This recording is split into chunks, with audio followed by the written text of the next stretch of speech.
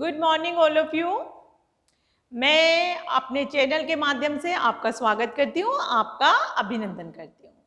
आज का जो हमारा वीडियो है वो वीडियो हमने बनाया है खेलों के प्रकार पर कि खेल के कितने कितने प्रकार होते हैं। डीएलएड बच्चे और सीखना यूनिट 7 पर हम चल रहे हैं और बात करेंगे आज गेम्स की, खेल की, कि खेल को कितने भागों में बांटा जा सकता है। कुछ दिनों से हम अपने वीडियो अपलोड नहीं कर पा रहे थे, कागजी कार्रवाई की वजह से हम वो नहीं कर पाए थे। बच्चों के कमेंट्स आए कि आप कितने भी वीडियो डालें लेकिन डेली डालें, तो एक छोटा सा प्रयास आज हमारे द्वारा किया जा रहा है। चलिए अब हम चलते हैं व्हाइट बोर्ड पर और देखते हैं कि खेलों को किन आधारों पर बांटा गया है। सबसे पहले, जैसा कि आपको व्हाइट बोर्ड पर दिखाई दे रहा होगा, हमने खेलों को बांटा है स्थान के आधार पर। स्थान की जगह आप क्षेत्र शब्द का भी इस्तेमाल कर सकते हैं। स्थान के आधार पर बांटा है हमने कि भीतरी खेल और बाहरी खेल। अब डिटेल से हम बाद में पढ़ेंगे कि बाहरी खेल क्या होते हैं, भीतरी खेल क्या होते हैं। फिर देखेंगे आप यहाँ पर दूसरे नंबर पर हमने बांटा है स्वतंत्रता के आधार पर खेलों के प्रकार। तो स्वतंत्रता के आधार पर जब हमने खेल के प्रकार किए तो दो प्रकार मिले। सबसे पहला मिला मुक्त खेल और दूसरा मिला संरचित खेल। फिर देखेंगे आप हम बांट रहे हैं खेल साथियों की संख्या के आधार पर। जब खेल साथियों की संख्या के आधार पर बांटते हैं तो हमें खेल के 3 प्रकार मिलते हैं। देखिए कौन कौन से हैं।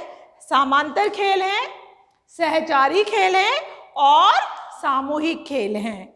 3 भागों में बट गया, 1, 2, 3 ये इसके उपभाग हैं।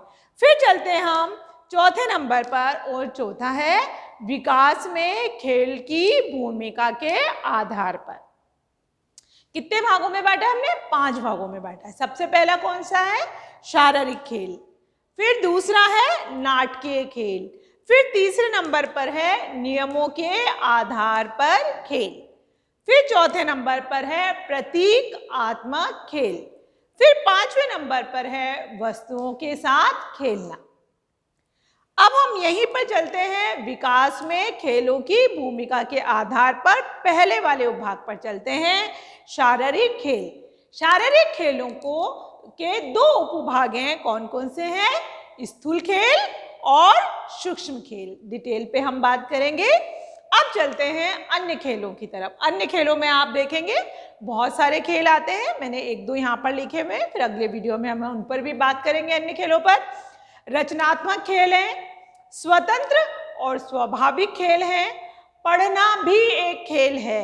आगे हम इस विषय पर बात करेंगे। पढ़ना भी एक खेल है, दिवा स्वप्न देखना भी एक खेल है। जो अन्य खेल हैं उन पर भी हम अगले वीडियो में बात करेंगे। चलिए अब चलते हैं। सबसे पहले हम स्थान के आधार पर बांटे गए खेलों के बारे में बात करने के लिए। स्थान के आधार पर जो खेल बांटे हैं उन्हें आप क्षेत्र के आधार पर भी कह सकते हो। देखो लिखा हुआ है बाहरी खेल और भीतरी खेल।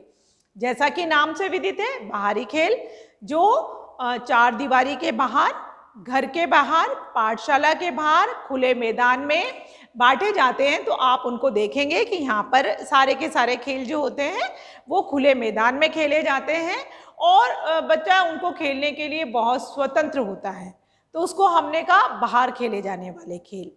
फिर आप देखेंगे कौन कौन से खेल होते हैं, भागना, दौड़ना, वो सारे विषय पर भी बात करेंगे। फिर देखिए भीतरी खेल। भीतरी खेल 4 दीवारी के अंदर खेले जाने वाले खेल, घर के अंदर खेले जाने वाले खेल।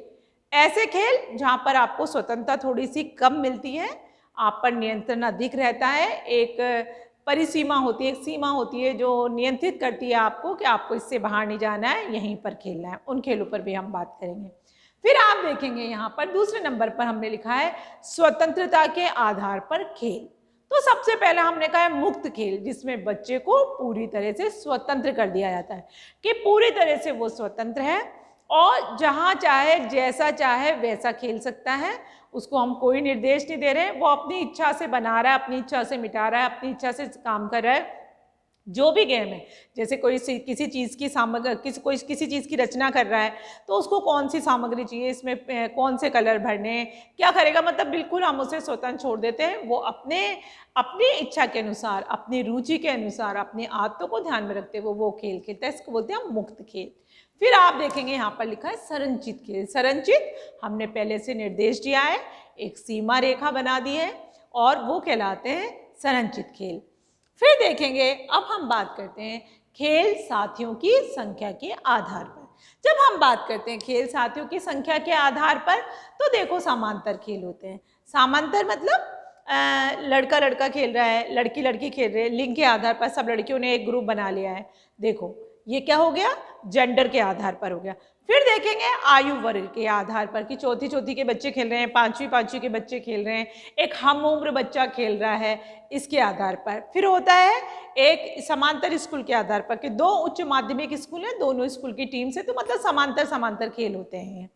फिर आप देखेंगे यहाँ पर, फिर इसमें मानसिक, जिनकी शारीरिक क्षमता एक समान होती है उनका ग्रुप बनाया जाता है, जिनकी मानसिक क्षमता एक समान होती है उनका ग्रुप बनाया जाता है। एज के आधार पर गुम जाते हैं कि ये 19 वाला ग्रुप है, ये 18 वाला है, ये 16 वाला है।